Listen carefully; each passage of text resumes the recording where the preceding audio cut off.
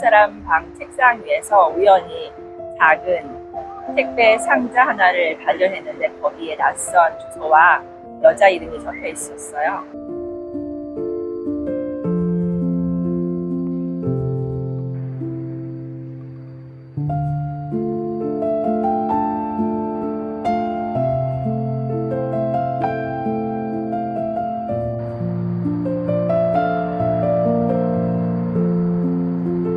토요일이었습니다. 회사 행사로 오전 출근을 하느라 아이들은 친정에 보낸 상태였고, 퇴근 후 바로 그의 방에서 발견된 택배 박스에 적혀 있던 그 주소지를 내비로 찍은 후 달려갔어요.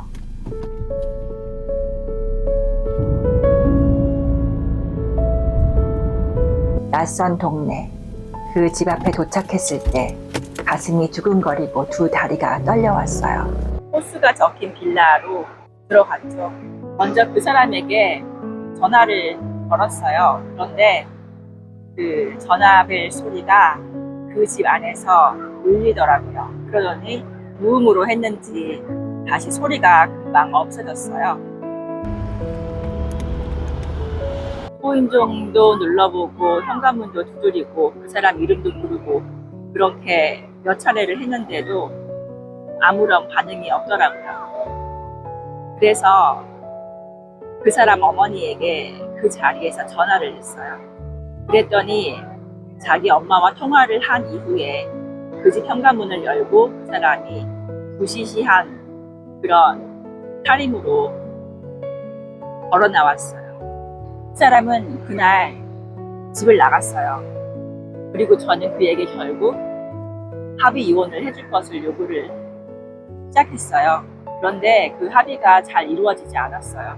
그 사람이 일부러 저를 힘들게 하는 시간을 주기 위해서 이혼의 합의를 해주지 않으려고 했어요. 그래서 한동안 마음고생을 좀 했었어요. 그리고 결국 우여곡절 끝에 그와 합의 이혼을 하게 되었어요.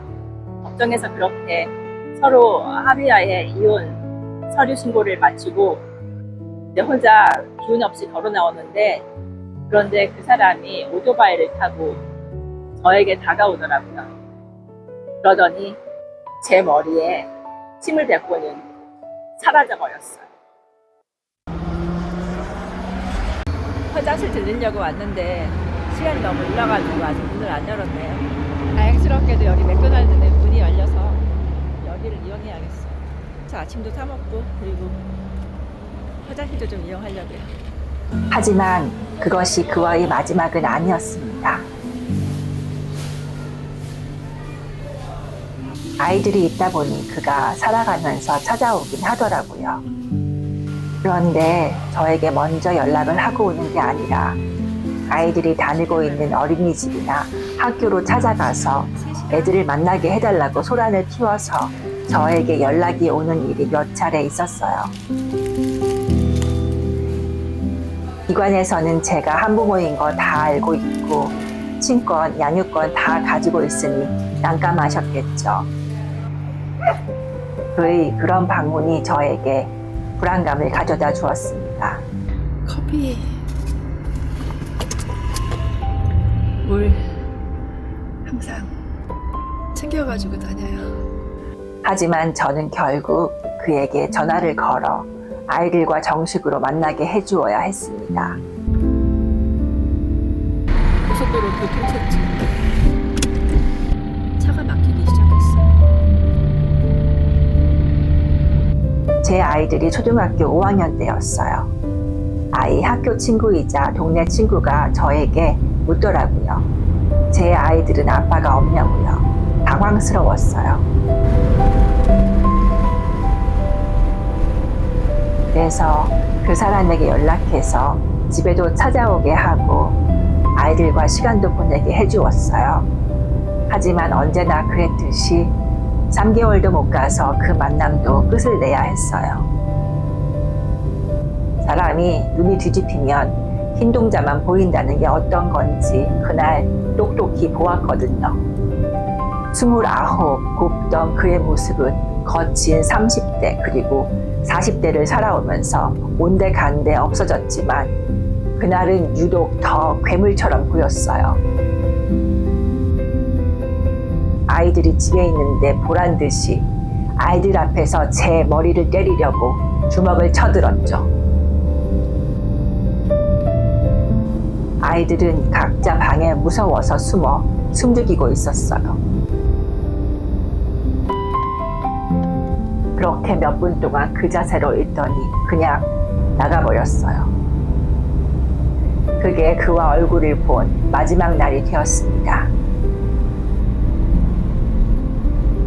저는 20대가 되면서 방황하고 있었습니다. 스스로를 잘 돌보지도 못했고 많이 외로웠어요. 그 시절 저는 남들이 결혼 상대로 원하는 조건, 좋은 직업도 안정된 삶도 갖지 못한 사람이었습니다. 목적지 거의 다 왔는데 여기는 방문자 센터예요. 화장실도 좀 들리고 하려고 여기 잠깐 멈췄어요. 마음에 드는 사람이 있어도 저에게 관심을 주는 사람은 많지 않았어요. 사람들은 늘 조건을 물었습니다. 어느 학교를 나왔는지, 부모님은 무슨 일을 하시는지, 지금 무슨 일을 하고 있는지. 저에게는 보여줄 것이 별로 없었습니다. 그래서였을까요? 저는 상대방에게도 묻지 않았어요.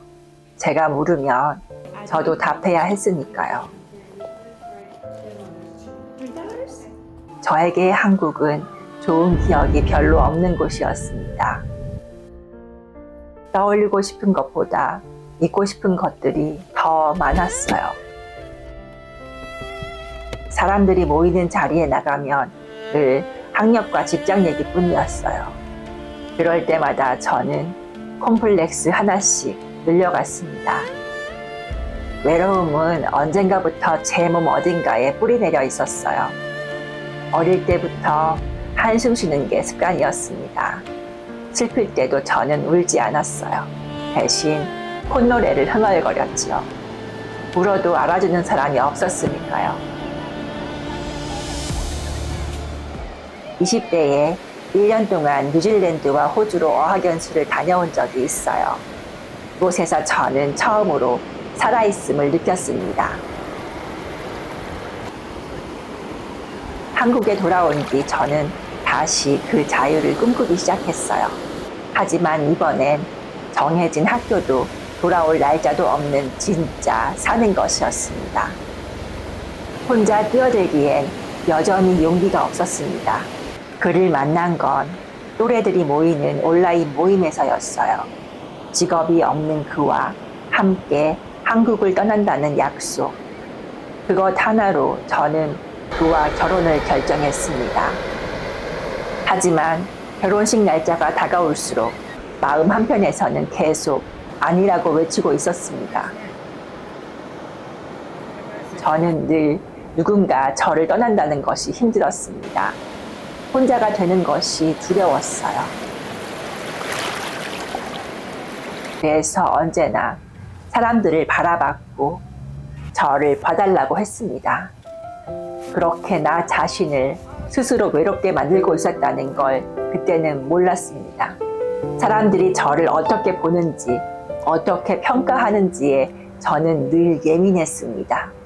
작은 반응에도 괴로워했고 실망했고 저를 탓했고 두려워했습니다.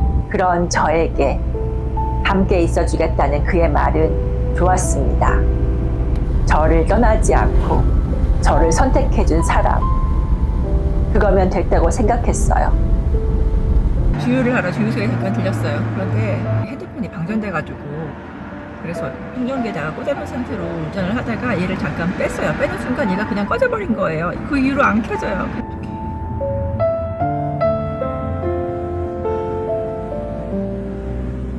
충전되는데 한참 걸리는데 여기가 낯선 동네라서 집까지 가려면 내비가 필요하거든요.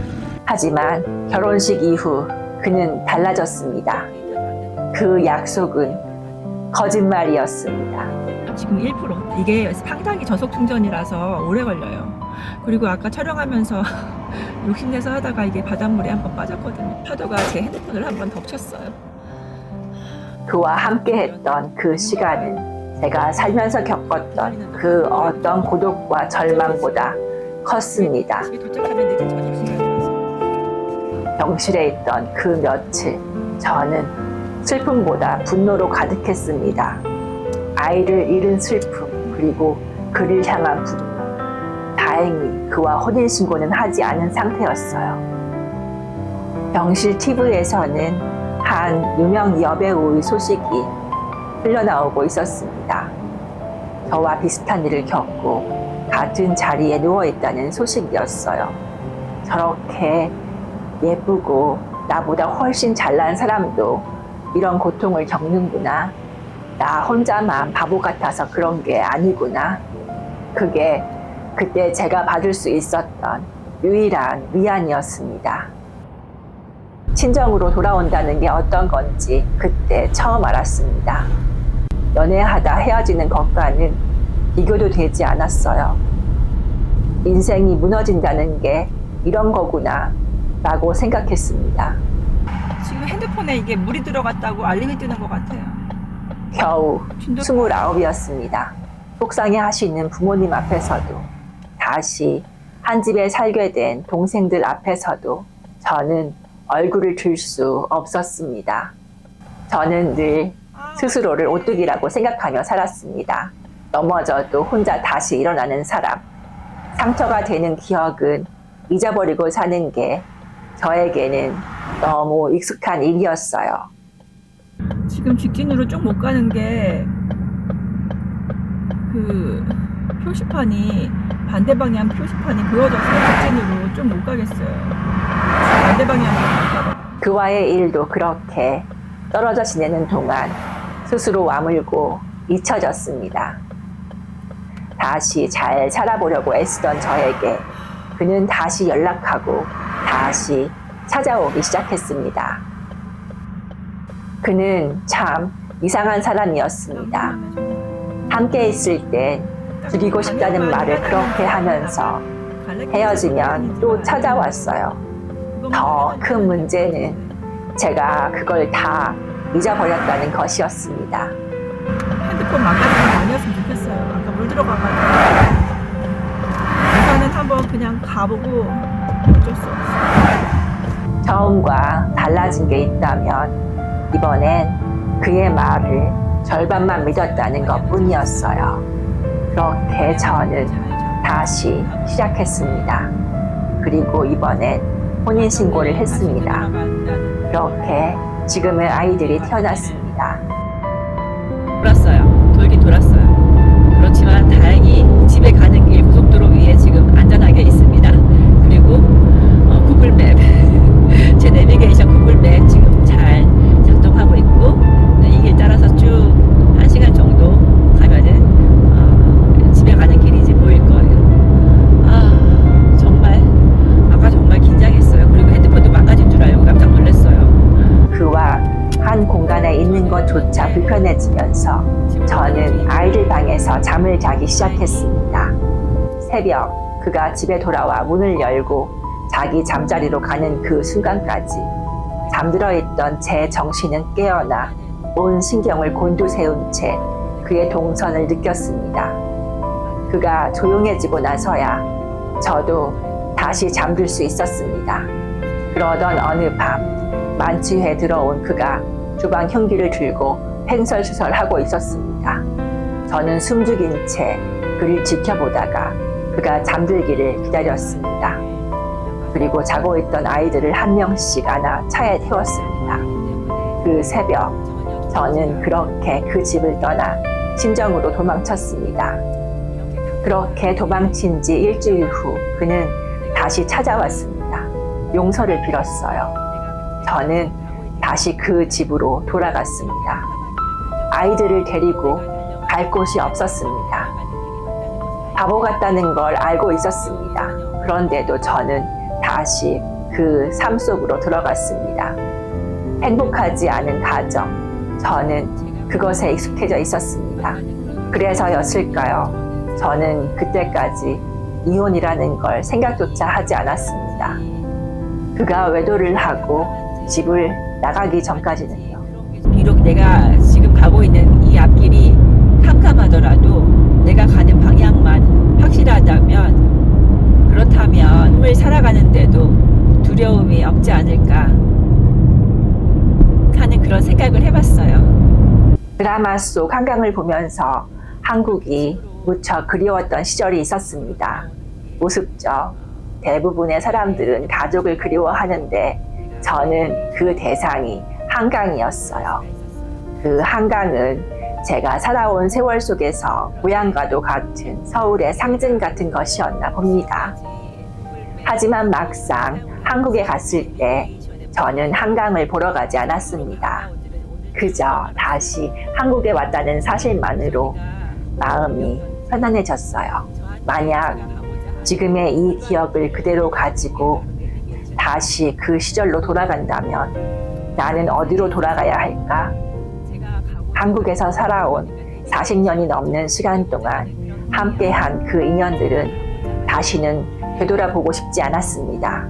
그래도 용기 내어 다시 시작한다면 저는 그와 인연이 전혀 닿을 수 없는 아주 어린 시절로 돌아가고 싶습니다.